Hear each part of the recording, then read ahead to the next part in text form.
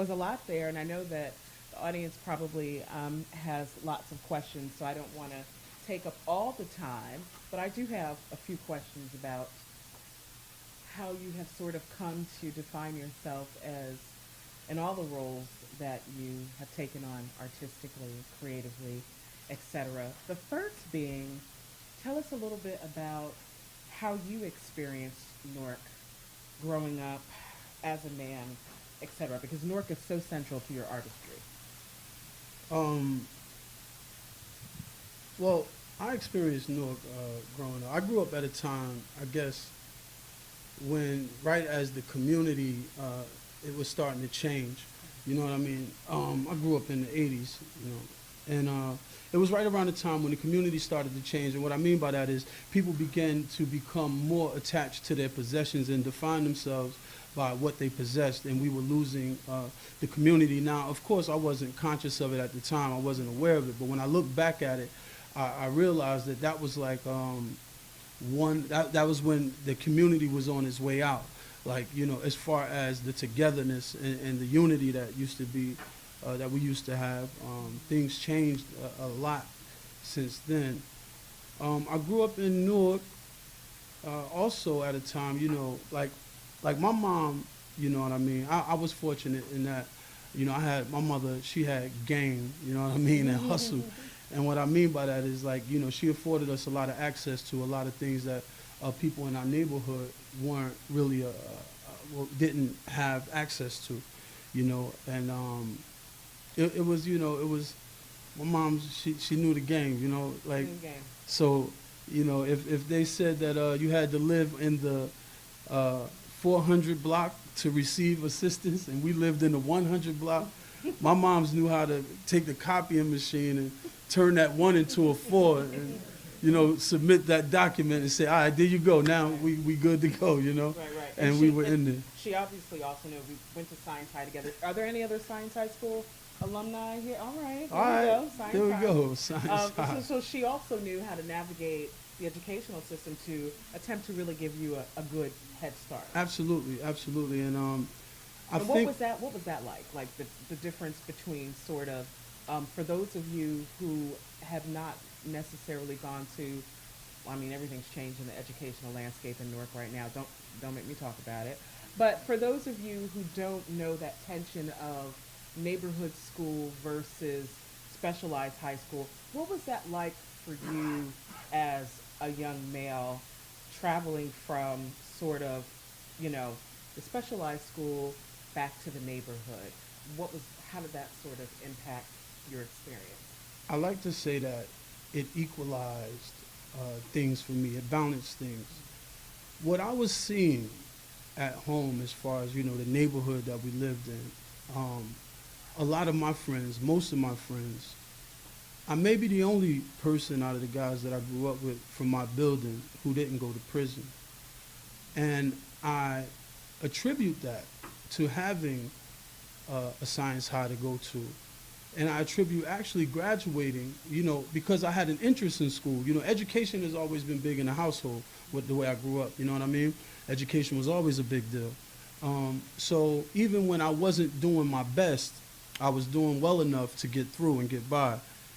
And the environment that Science High provided, it sort of provided an escape, you know. So I looked forward to it while my friends were, like, you know, dropping out of school.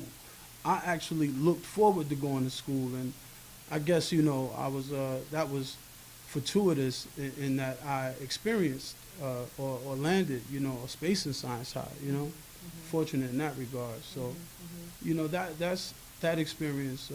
Like I said, I owe a lot to having a place to go where it wasn't so I don't know, condensed with so much, you know, drama as some of my friends. When they went to school, they were faced with a lot of different issues that we weren't faced with, you know, at Science High. You know, I would hear stories and I would see things like, you know, my friends come home from school and they've been in big brawls and different things, you know. And since we weren't exposed to that there, it made the environment welcoming, you know what I'm saying? So So tell us how you get from Science High School and whatever came in between to acting, rapping, and becoming a major sort of force in Newark's underground film scene. How did you wind up doing all of this stuff?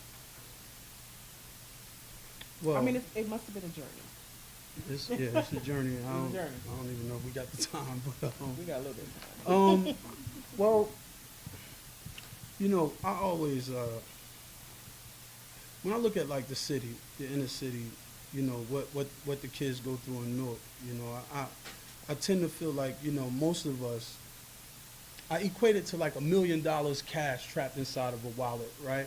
Because when you look at $1 million cash can't really function inside of a wallet, right? It can't really do what it's supposed to do.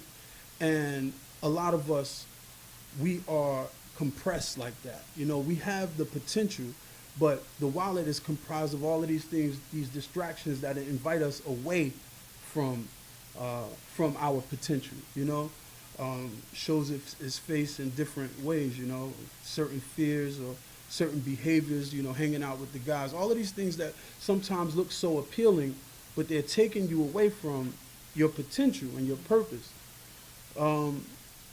With me, I was always into hip hop. That's one of the passions that I have, always into it. Always, even in high school, rapping, this, that, and the third. But, and I guess, I don't know if it was 2008, 2009, I was casting this film called Sex, Money, and You Already Know. It was a film about bloods, being a blood and things like that. And the director and the producer, their intent was to warn against gang activity and gang violence. I don't know if it was received that way, because people seem to celebrate it. But I decided that experience really opened me up to how easy, I don't want to use the word easy, but how achievable, how attainable this thing is, to shoot a film. Like, you can really just go out there, get a cast together, and really get this done. So I decided that. Like I said, I thought that to myself, if I would, take this skill and go ahead and do something positive with it, something that, we can encourage the young people in our neighborhoods with, then, I would do it. And I would also show him, his name was Hakeem Johnson. I would also show him, like, there's another way, because he was very educated. He is very powerful, but he's very, very educated as well. And as, once I got the film done, the last time I ran into him was in Home Depot. We got the film done. Like, yo, we're going to be showing it, this, that, and the third. He was killed. He was killed probably a week after that, maybe 2 weeks before we showed the film. And I never got a chance to turn him on a different way, you know what I mean? But from that, of course, you take these things and you think about it, okay, what would I want my legacy to be, if today was the day that, I had to, leave here. And I started thinking about what I wanted to do with film, what I wanted to do with myself, what I wanted to represent. And I began to walk in that purpose. You know what I'm saying? And that's where the transition happened, and that's where, we find ourselves now. So, I mean, you say that you kind of discovered, or you started thinking about how you wanted to represent yourself in film, or sort of your philosophy. So I guess that's kind of my next question. We got a lot in the sample, right? We saw a lot of different faces of Saladin's artistry and storytelling. Is there a core philosophy or a message or a set of ideas that you want to communicate in your film, in your music, poetry, in all of your artistic expressions? Yeah. Is there a Saladin philosophy? I haven't named it the Saladin's philosophy. I will tell you what's important to me is that, and I think it's important to me, but I think it should be important to a lot of artists.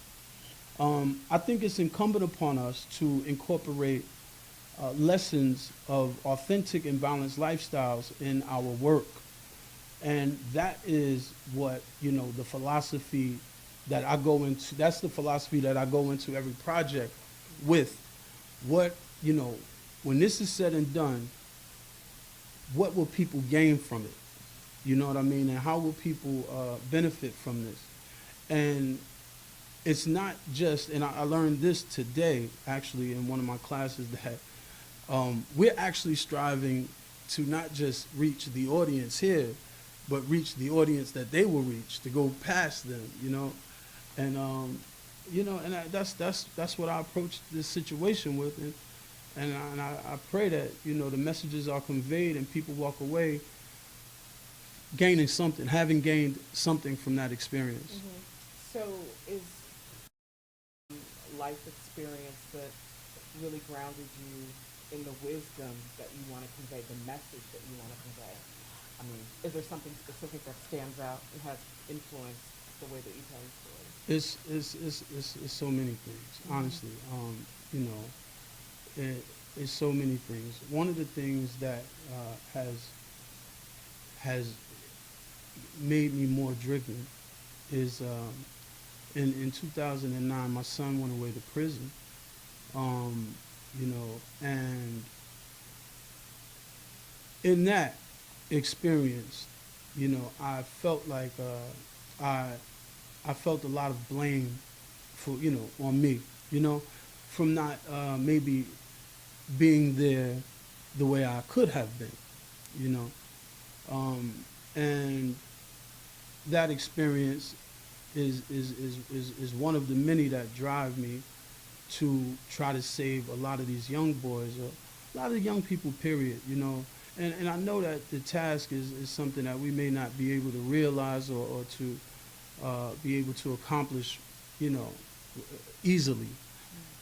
But that is the mission, at least for me, to try to prevent some of these young people from going to jail, I mean, so, I was a substitute teacher in a high school for a while, and at the same time, I was a correction officer at the Essex County Jail.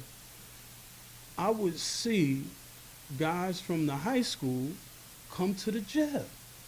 You know what I mean? It would be like I would be teaching them one day, and then maybe a summer goes by, and the next thing I know, they're coming into the jail. Mm-hmm. And and that's actually one of the reasons I had to get back into education, because I want to contribute to preventing that. I want to be a part of that.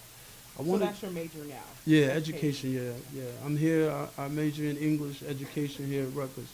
Yeah, and that's part of why, I'm here trying to get back into the classroom, Mm-hmm. So tell us a little bit about, for those who came to the program because maybe they saw the flyer, you were wearing, I think, the shirt that spells out police. Yeah. Tell us a little bit about that. Okay, so the shirt, I don't know if you guys, and I really wanted to wear one. The shirt. It's hard to figure out what you're going to wear to these types of things. Yeah, well, I guess so. So I don't know if you guys noticed, there was a part that we showed in the clip that one of the shirts that we had on, it says, "Please, officer, listen, I can explain." It's an acronym made out of the word police, POLICE. Please, officer, listen, I can explain. Again, growing up where we grew up, me personally, I have been a victim of police brutality on several occasions. One in particular in which a police officer shot at me. And in that situation, not only did the police officer shoot at me, but he reported it as if I shot at him. And so, just a real quick story. I'm coming up the stairs. Guy's looking for me. He catches me in the hallway. We have a verbal exchange. He's asking me for my name, and I'm resisting as far as I'm not telling him my name. He pulls his gun out. I start running. He starts shooting, and that's the short version. But I hope that you can trust that I didn't do anything that warranted being shot at. So I runs downstairs. My mom is waiting downstairs because I was just going to see my aunt. We pull off. We go to to the house or whatever. And I'd already explained everything.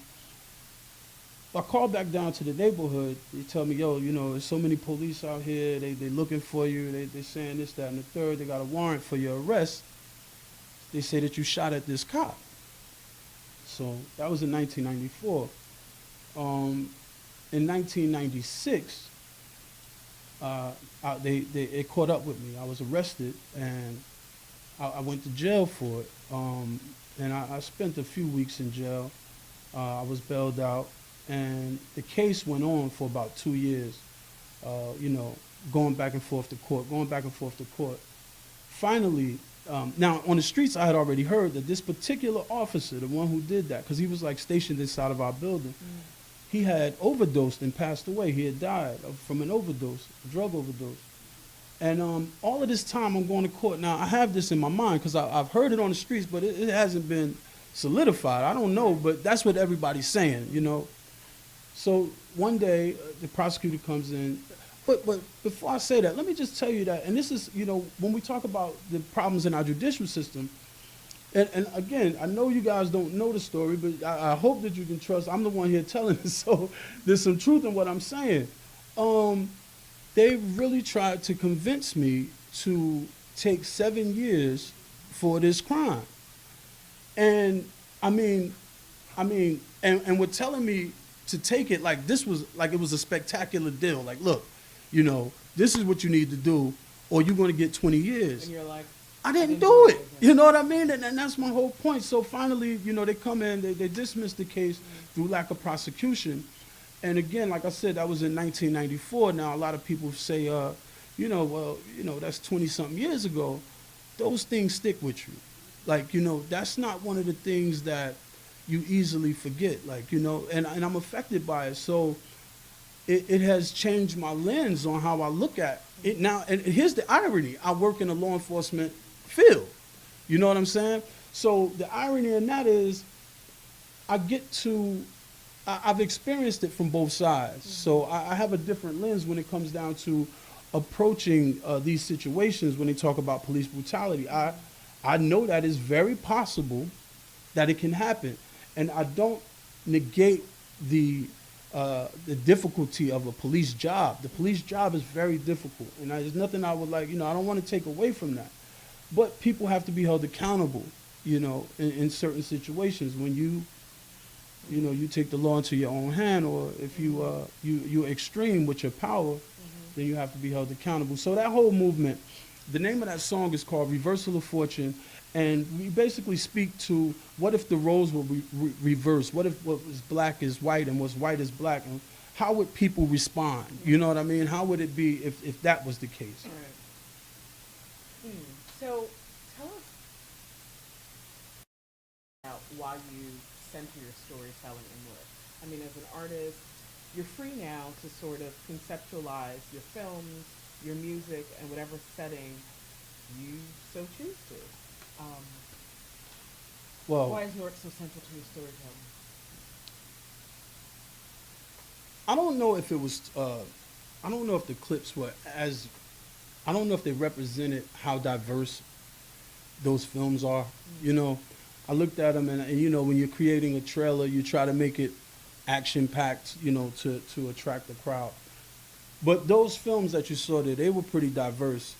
And the reason, we try to stick with Newark is because Newark has different narratives than what have been shown. It's like typically the story here is always a lot of the stories here deal with violence and things that go on, and I know some of those clips may have seemed that way, but there are different narratives here in this city that need to be told. In order to inspire some of the younger people, the younger generation that are coming up. And, aside from that, this is where I grew up. This is where my heart lies, So these are the stories that I know, here in Newark. And I don't know. I like to think that I can tell these stories pretty well. You know what I mean? Compared to some other people. An So, outside gaze. yeah, absolutely. So, I have a million more questions. I'm only going to ask him one more question, and That's then it? I'm going to open it up so that you can have some dialogue with the audience. But one of the things that I am wondering about, when I saw some of the clips and trailers, I couldn't figure out the technique, like, how do you step by step even begin to take on an independent film? Like, how does this work? How do you find your actors? How do you get access to the various settings when you're doing staging for either the films or the music videos? I mean, it seems like there's a lot of creativity in independent underground filmmaking. I'm just curious as to how do you do it? How do you make that happen? Like, I think in one of your videos, there's a scene that I'm pretty sure is happening in a courtroom. Yeah. Right? And I'm yeah. like, how does one do that when you're not working with some massive Hollywood machine that could push out like a Black Panther type film? So, like, how are you doing this on your own, and what do you have to work through in order to see a film to completion? When you talk about that courtroom and some of those things, that goes back to, like I told you before, about being able to gain access, having what it That takes. connects. Yeah, you know what I mean, to gain access. Right. But as far as, what goes into making a film, firstly, I like to think of a provocative story, something that's thought-provoking, something that represents who I am and represents a message that I'd like to tell. When the script is written, And you're the primary writer on most of the films that you work on? yeah, Okay. yeah. I mean, there are discussions that happen before, like we'll be chilling, in the house, and we'll start thinking about like what we want to talk about, how we want this movie to go, you know what I'm saying? And then we start bugging out, just oh yeah, that would be funny, that would be fun. Yeah, that would be dope.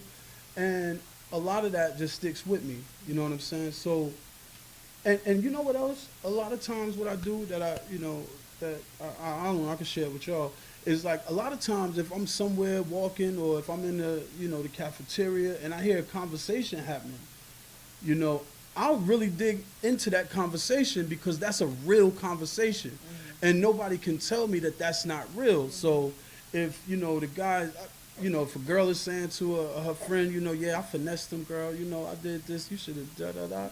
You know what I mean?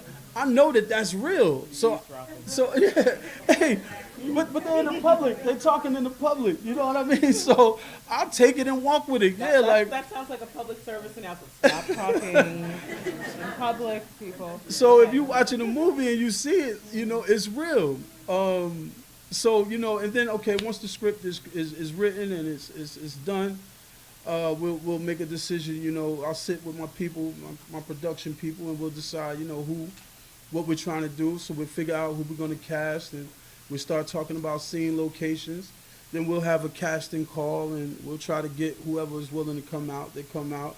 And we'll look, see who fits what, where should we place, who belongs in this place versus that place.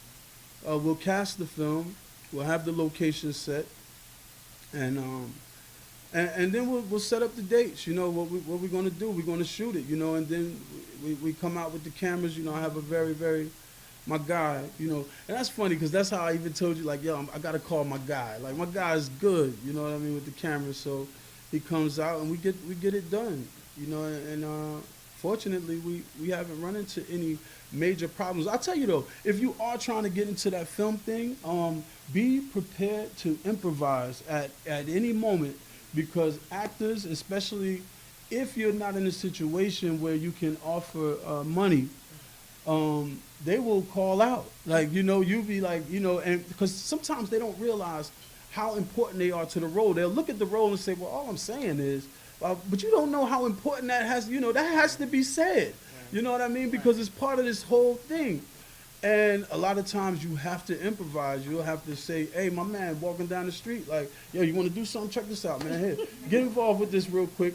And you'll see that. Like, when you check out some of the films that I've done, I don't know if you'll recognize it, but I can point it out to you like, yeah, we met him that day. You know what I mean? That's how it went, because somebody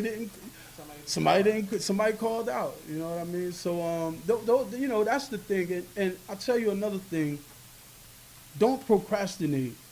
As much, of course, it's real. We all procrastinate. But, if you are interested in this stuff and you get an idea, write it. Get busy. The longer you wait, the longer it takes, and you're just sitting there. And then what's really going to hurt you is when somebody puts that idea out that you had. That's what's going to kill you. When you just sat back, you know what I'm saying? You was like, yo, what'd be dope? And you talking to your man, and and then you see it, like because you slow rolled and somebody out there with it, that hurts. You know what I mean? That really hurts you. So, and remember, once you put it out there in the universe, it's anybody's. You know what I mean? It's floating, so anybody can grab it. It don't matter if they're around when you spoke about it. It's just going. Those ideas are floating. So you got to keep that in mind. And don't procrastinate. Get to it. Get to it. All right. Well, let's not procrastinate and have some conversation. Oh, I didn't. Of all the technicalities that I worked out for this event, I didn't work out the technicalities of microphone and Fortunate enough, if the you room can is just project, the room is small enough for us hopefully to hear. yeah.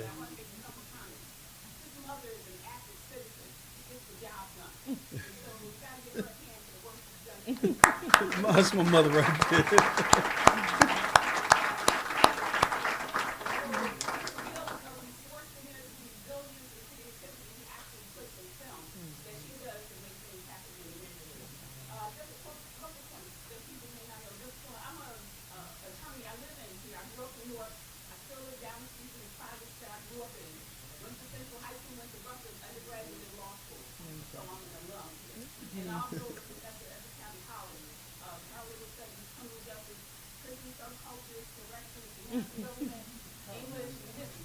All right, Aunt Linda.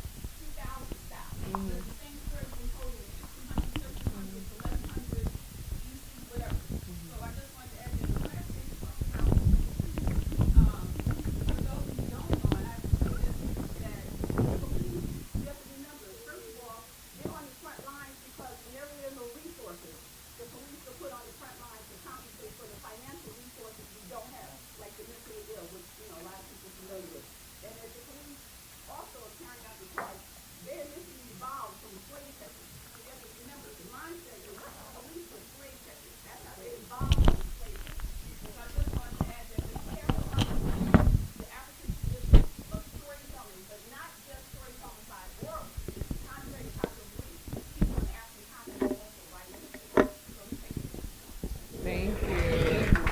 Thank you. Question? Good evening.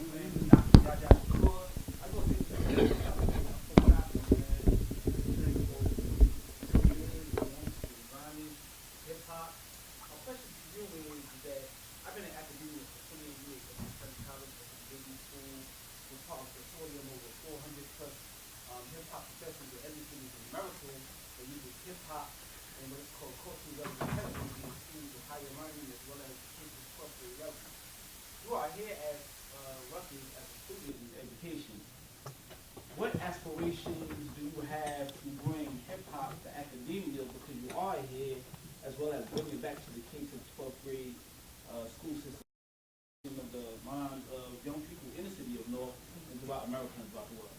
Well, as you already know, the material that I do now is set up that way so that we can educate through entertainment. You know what I mean? And that's what I'm doing through hip hop now. If you put me in education, in an educational field, what I'd like to do is challenge some of the philosophies that are already established, and to incorporate not just hip hop, but all of the elements of entertainment allow people to express themselves, learn how to express themselves through art and through culture.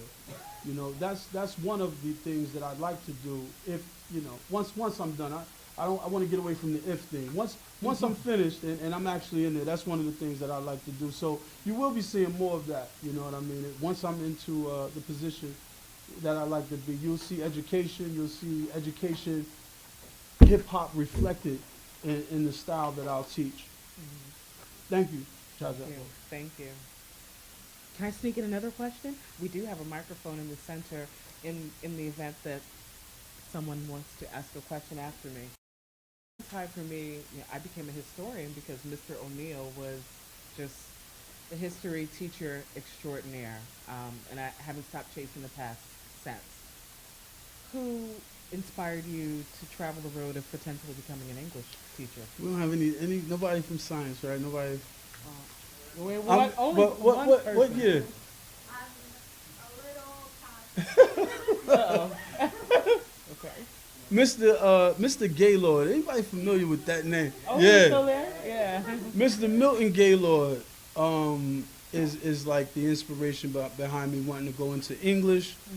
And it wasn't until I graduated high school and was well into adulthood that I really realized the jewels that he was dropping. You know what I mean? Like, because he would pull me to the side and say something. We had some real bad arguments, he and I. And he would pull me to the side and say something that I guess he felt that I could handle it.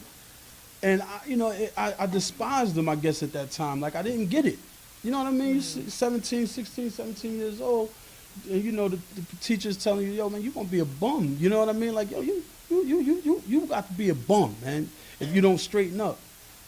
Never got it. I didn't get it. Well into my adulthood, when I started seeing things and learning more about life, is when I realized what his efforts were to accomplish what he was trying to do. And it hit me, and I'm glad it hit me, because another reason why I'm back here is because I feel like so much when I was in high school growing up, I didn't work to my potential. And it's like so many people got the wrong impression of me. You know what I mean? I left people like in high school and in my teen years thinking I was some type of, I don't know what I can imagine some of the stuff that they thought. You know what I mean? And it's like, I feel bad. Like, I feel like, how did you let these people think that you was that type of person with all of this that you have? All of this that you possess with, that you can give, and you got people thinking you some type of whatever, you running out here, this and that.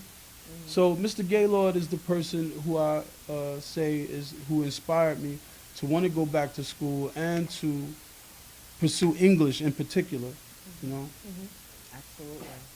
Other, if you don't mind, you can either project or you can travel to the microphone. I'll project. Okay. I had a couple of questions. My first question was that right now, it feels like the social media is really controlling everyone's lives as far as the information that we want to consider that. I've seen a lot of people not taking that extra mile to really see the type of information that we get. Here, you get a lot of a bad negative about inner cities like Newark.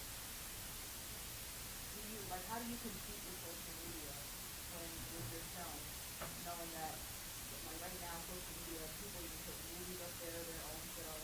Like, how do you compete with that, knowing that the youth today are on a wide range of what interests? So I'm just going to repeat her question in case anyone has trouble hearing it. She essentially asked, and correct me if I get this wrong, she suggested that social media is a major storytelling medium that is spinning some really perhaps not authentic and truthful versions of life in the inner city. And she wants to know how Saladin, as an artist and filmmaker, do you see yourself in competition with social media, or do you see yourself positioned to be able to either maybe use the venue and or push back against it in terms of storytelling, the competing venues of storytelling? Well, thank you for the question. To compete with social media, I don't know. That's a difficult task. I prefer to embrace it embrace it, continue to walk in my purpose, and, you know, as they say, do what you can, when you can, with what you have. You know, so these forums, if I had to answer that and say that this is how I compete in these forums here by being able to talk to people who, you know, who can take this message or just starting these conversations and raising awareness of the different stories and the different narratives that are taking place in Newark. And we go out and we try to take this good energy and, you know, we go out and spread it. You know what I mean? I don't know if being able to compete with social media is even a reality. You know? Do you find yourself using social media Absolutely. to really? Absolutely, and that's what I mean when I say, you know, I embrace it because that platform is something that we didn't have. You know what I mean? We're growing up, you know, I don't know if you paid attention to one of those songs. There was a song that's called City Child. You know, it had the kids on the bus and everything like that. That song was written in 2000. You know what I mean? That song is 18 years old. So when I wrote that song, we didn't have the resources to get it out there to where everybody could see it and, you know, talk about getting 16, 17,000 views and different things like that. We didn't have it. So now that social media has come and it's given us, you know, a platform to spread that, to go global, you know, where we were struggling to go local. I mean, you know, I remember when, you know, all I wanted was my name on flyers, like, you know what I'm saying? But now, Mixtape days. yeah, right. Now we here. And I think, yeah, you have to take those things. I mean, of course, with everything, there's a negative and a positive. Some people can use it how they use it, but I choose to embrace it and use it the way, you know, that's more beneficial to my cause and what I'm trying to promote. Go ahead. Hip hop for me in my household was always a big thing. Really, like I've had my older sisters like Curtis Lowe, P.O.E. I've heard Janet Jackson was one of my idols. Like listening to people like and then going through the era of Biggie, Tupac, KRS-One, like listening to hip hop now for one. I haven't touched the radio in over 2 years, and it's only because like my ears are there to a certain extent. Even though I know hip hop is very you can do anything to it, I feel like there are limits. So I like with that I feel like in this and with the previews that you use hip hop exactly in its broad form, which is like the African real storytelling. And people don't realize that hip hop didn't just start in America, it was actually something very common when we were in the South, but as you know, like a country. And so looking at this, that's very nostalgic for me when I hear hip hop in its true raw form.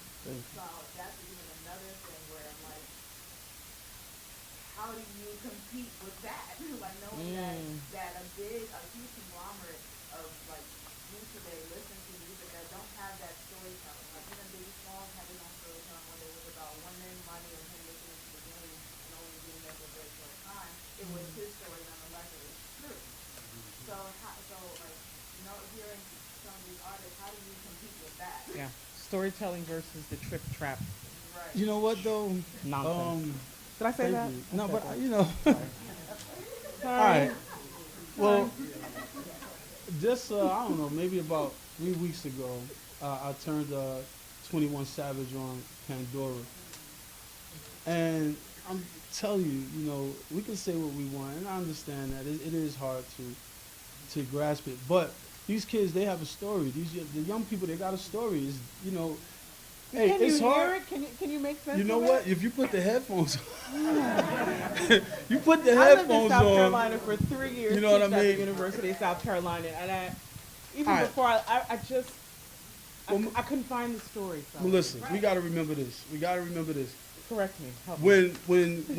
When we were 15, when we were 17, you know, whenever, our elders, they couldn't get it. They're like, yo, you know, you listening to Das Effects, you know, this guy, bum skiggity, you know what I mean? And they like, yo, what is that? You know, because they were so accustomed to Run DMC, Curtis Blow. It took you a while, but you came up with the Sugar Hill Gang.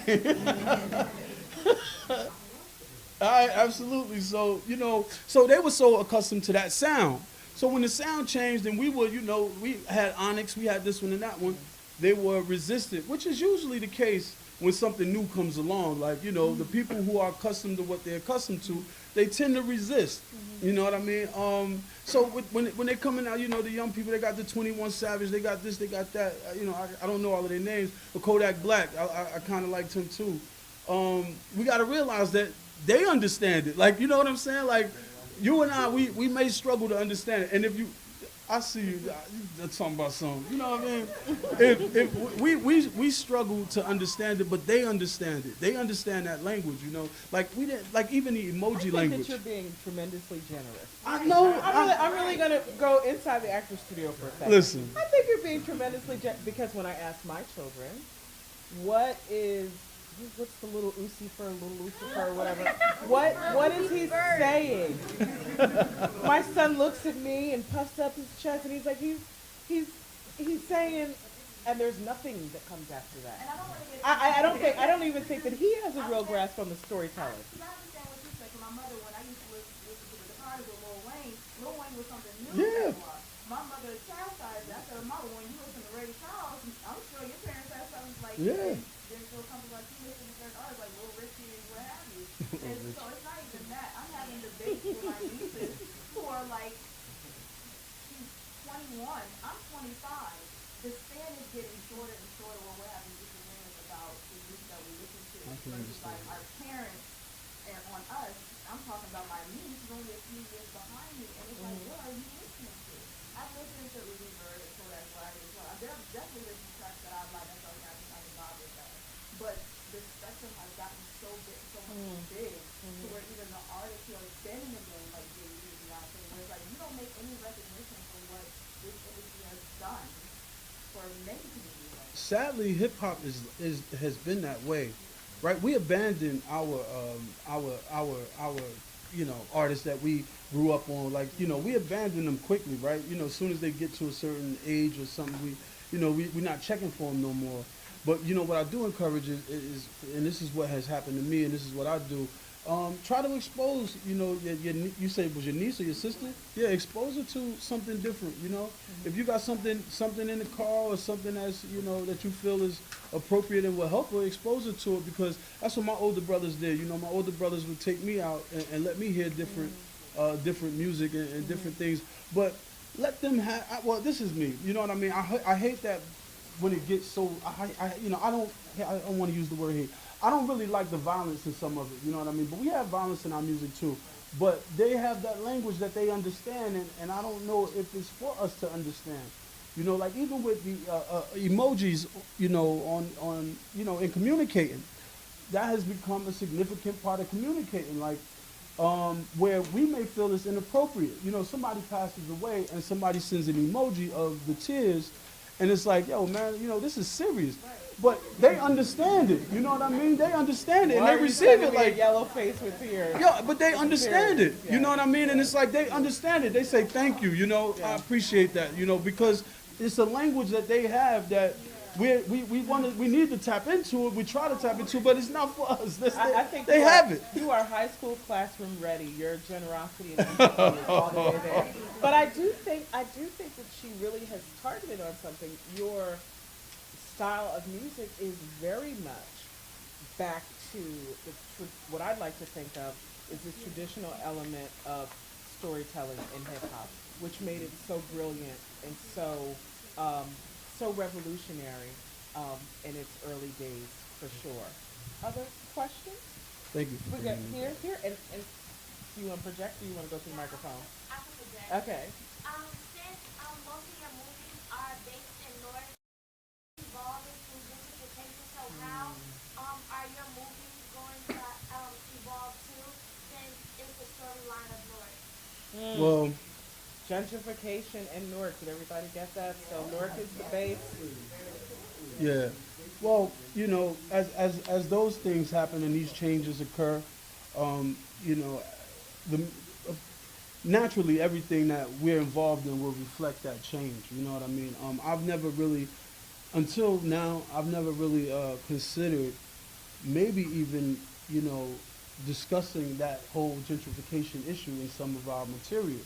But, you know, when you bring it up, it may make for a good film to talk about what's happening in Newark and you know how the how a lot of these places where we used to um, where we used to hang out and we used to go shopping and these things, how the demographic is changing and the whole the city is changing now.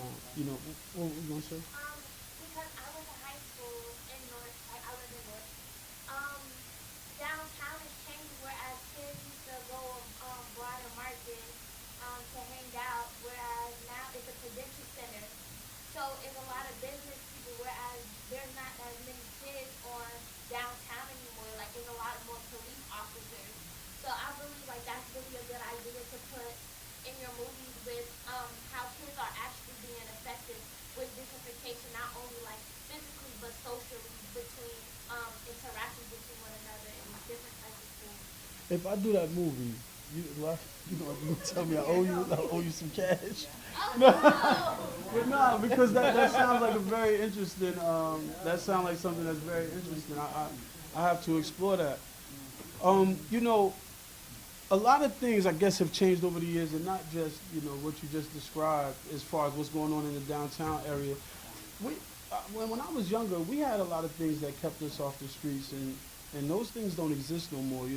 Like when I talk about the summer day camps and things like that, social programs that we were able to go to that, they I guess they also contribute to the young people not having a place to hang out and be do things that are productive.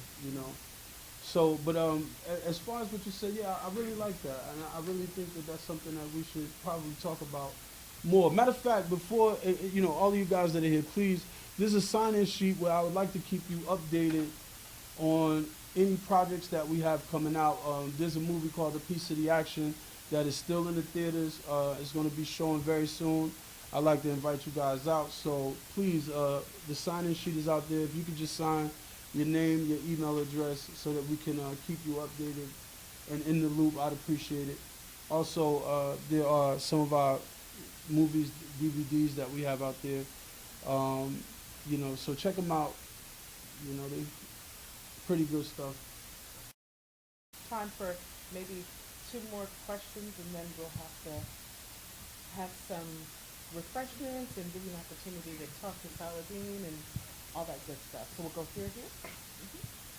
My question is, do you feel like gentrification has made a difference in Newark and has brought more resources to Newark?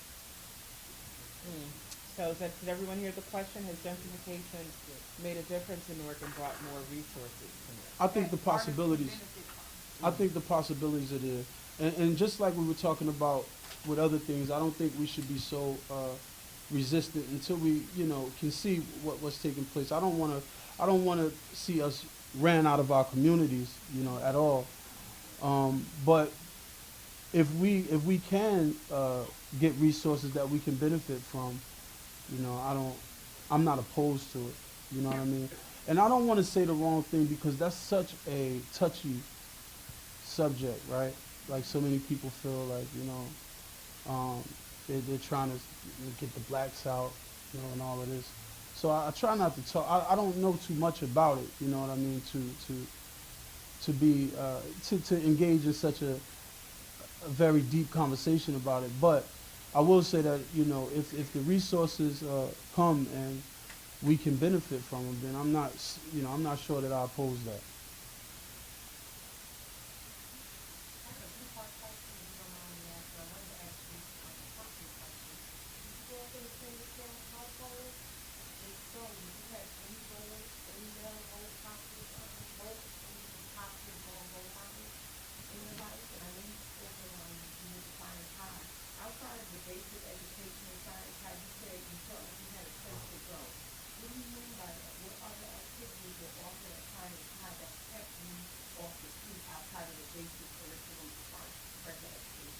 All right, so let's go back to what you said. You said about the single parent home. No, not necessarily. It was not necessarily a single parent home. Pops may have been away for different, time periods, but I always knew who my father was, and he was always active. So no. but I, did deal with some of the challenges that some other people, you know. So as far as positive role models, I had plenty. I had my uncle, my uncles. I had quite a few uncles that were positive role models. And I think that the guys outside in front of my building, they thought they were being positive role models. I think they really did. No, really. I don't think that they, meant this. They were misinformed themselves. You know what I mean? So they couldn't teach you. They were teaching you what they thought was the right thing. You know what I'm saying? Look, this is how you do this. This is how you do that. You got to do this. You got to do that. So, they were positive in their efforts, in what they were trying to do. As far as what I meant by the whole deal with going to Science High. Okay, so Science High was kind of a smaller school. So it was kind of easy to be a big deal there. So, when I went to school, it was a place where people looked up to me. People respected me, and I think we all want that, you know what I'm saying? You want to be in an environment, and it wasn't so competitive, because it was a smaller school. Whereas my friends who went to Barringer, my friends who went to Central, who went to Westside, Shabazz, they would tell me, when my friends went to Shabazz, there was the gangs was the Alis and the Omars. And they would come home with these stories this is what happened. Such and such got jumped. His eyes like this right now. And, those, I think in educational environment, people shouldn't be subjected to that. Young people, they're going to school, that's distracting. You can't really learn in an environment like that. I don't think so, So that's when I said, it gave me a place to go outside of, outside of what was going on in front of my building. And you were asking, was there anything outside of basic education that they offered?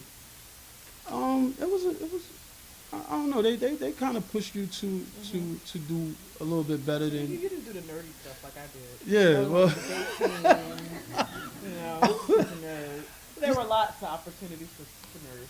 And and that's what I mean. I would have loved to have been on the debate team. If I would have had it, if I had it all to do over, I wouldn't have never, played myself and not gotten on the debate team, because I would have felt like I could have done well on it. You know what I mean? It's just we're so wrapped up in being all of this, that, and the third, that we don't even go ahead and do, those things. So that's what I was saying. So. Well, you have been an amazing audience. You'll have plenty of time to interact with Saladin if you visit the table and back and sign up for his email list and perhaps peruse some of the films he has for sale. Thank you so much.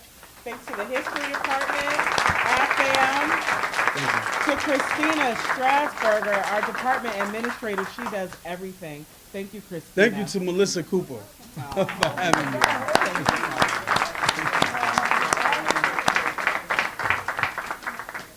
Let's get something to eat, right?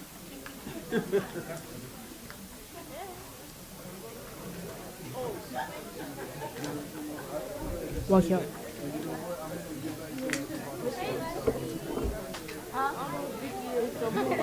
Wait. Go ahead, I dare you. So,